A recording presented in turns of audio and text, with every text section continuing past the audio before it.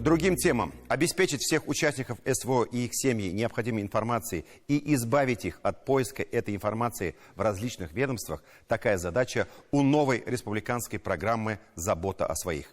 Информация обо всех мерах поддержки теперь объединена на портале с одноименным названием «Забота о своих». Сайт начал работать в пилотном режиме. Интернет-портал должен избавить от долгого поиска информации в министерствах и ведомствах. Здесь обозначены федеральные, региональные и муниципальные формы поддержки участников СВО и их семей. Свое обращение и вопросы можно оформить на странице портала. Есть подробные разъяснения о присвоении статуса ветеран боевых действий, о бесплатной юридической помощи участникам СВО и их семьям, о единовременных выплатах участникам, заключившим контракт на службу, и по другим вопросам. Словом, сегодня прилагаются все усилия, чтобы участники специальной военной операции, их родные и близкие чувствовали себя спокойно, как минимум за свои семьи, за своих детей.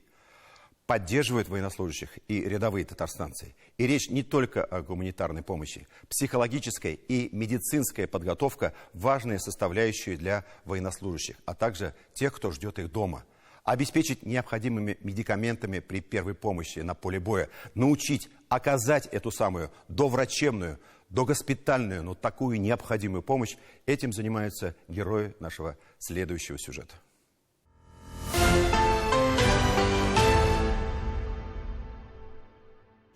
Повязка наложена. Ослабляешь жгут. Боец получил минно-взрывные раны, осколочные. Использует гемостатик. Ты уже в хороших руках, так что... Да, уже с тобой все хорошо будет, не волнуйся.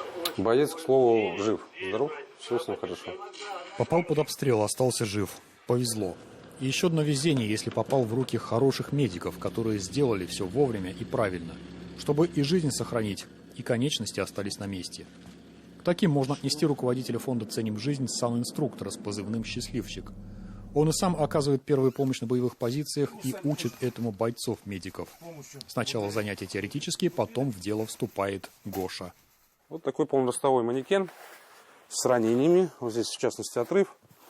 Пальцем здесь ожог и так далее. Минно-взрывные, переломы, открытые, закрытые. То есть у нас создаются условно-ситуационные задачи, приближенные ближе к военным, с применением.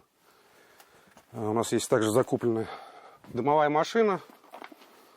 Вот такие у нас, я не знаю, как это, световые пушки. То есть это все включается в закрытом помещении, создается эффект стресса. Гоша для нас большой успех. Он не дешевый, он практически под 500 000.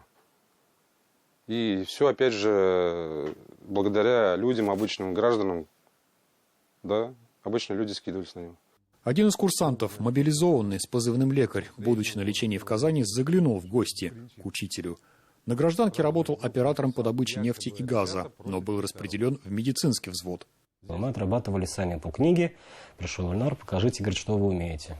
Но мы показали. Оценка, говорит, 2. Если хотите, я, говорит, вас ему научу, но вы будете меня ненавидеть. Ненависть к себе обещал, потому что процесс обучения всегда приближен к боевым условиям и никаких скидок. Курсанты на себе ощущали то, что чувствует раненый, когда его вытаскивают. Меня зацепили, и маршрут, получается, был под КамАЗом, через лужу, через крапиву, через камни. То есть меня вот так вот люди тащили, у меня вся моя амуниция, она была грязная, порванная. Ну что, говорит, ненавидишь? Я говорю, да нет, мои чувства не изменились. Вместе с своей командой каждый раз приезжал к нам в лагерь, каждый раз проводил нам занятия. Есть, например, пару сообщений, когда ребята уже с госпиталя писали то, что большое спасибо. Я говорю, конечность на месте, сохранили? Да, сохранили. Все это самое главное.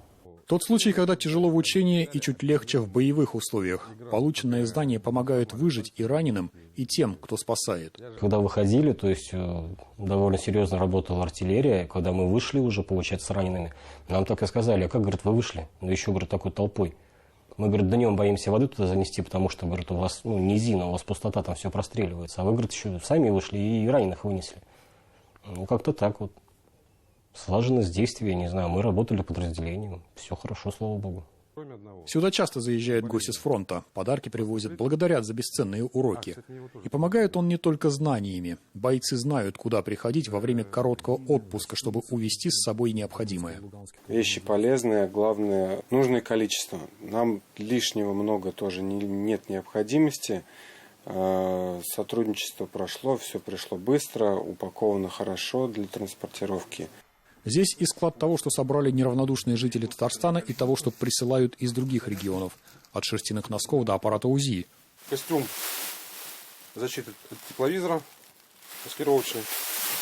Вот этот костюм мне подарил Орск, волонтеры Орска, но 2 комплекта. Вот у нас мальчишка пришел, сделал запрос, я ему отдаю свой комплект. Общаясь с волонтерами из других регионов, мы постоянно держим связь. Вот. Они с нами чем-то делятся, мы закрываем их пробелы, потому что один в поле не воин, а вместе мы сделаем больше.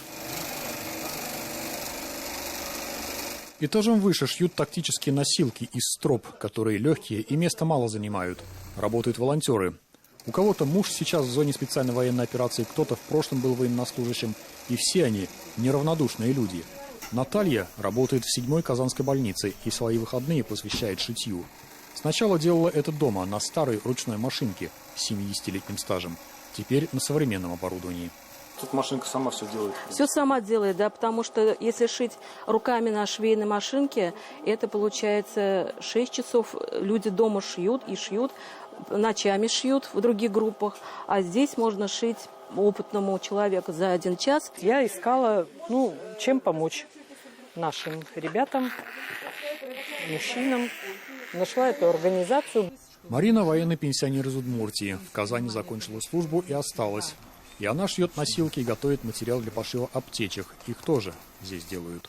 Причем не только подсумки для медикаментов, но и полностью их собирают при поддержке народных меценатов. Аптечка Маруси – это тоже разработка наших девочек, согласованная, как я понимаю, со всеми военными, с министерствами. Аптечка 2-го эшелона, она состоит из стандартного набора средств первой необходимости: таблетки, которые могут пригодиться бойцу, обезболивающее, желудок, антибиотики, получается, капли, нос, глаза, раствор для обработки, аналог йода для ранних поверхностей, хлоргексидин. У Анастасии муж военнослужащий, доброволец. В первое время здесь отвлекалась от ненужных мыслей. Теперь в любое свободное время, когда можно своих дочерей оставить дома, приходит сюда. В данный момент подготавливаю бандажи для вакуумирования. Это перевязочные средства, которые разработаны и шьются нашими девочками. При больших раневых поверхностях разворачиваем, фиксируем, и нет большой кровопотери. Это аналог, получается, того, что продается на рынке, но только значительно дешевле. Последний компонент в наших аптечках. Наша татарстанская. Гемостатик, условно назовем его, для заживления ран. С учетом того, что на рынке гемостатик в среднем стоит от 400 и выше, вплоть до 1500-2500. У нас пакетик обходится 70 рублей. В аптечку нашу Марусю будет ложиться 2 пакета. Кроме этого, организация занимается переводом трофейной литературы. Правда, добровольные переводчики нашлись только в Узбекистане, Санкт-Петербурге, в Москве. Книга МВП 10 класс наших оппонентов.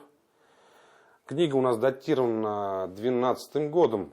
В приоритете в обучении учеников, то есть в образовательных целях, обучение идет именно в военном ключе. Минно-взрывное дело, военно-медицинская подготовка и многое другое. Вплоть до тактики ведения боевых действий. То есть они изначально уже в 10 классе закладывают своим ученикам то, что наша страна агрессор. Здесь же подготовлены методички с рекомендациями, как в первое время вести себя женам, матерям, детям военнослужащих, которые возвращаются из зоны специальной военной операции в отпуск или насовсем. Зуфар Давлетшин, Андрей Ключников, Роман Безменов. 7 дней.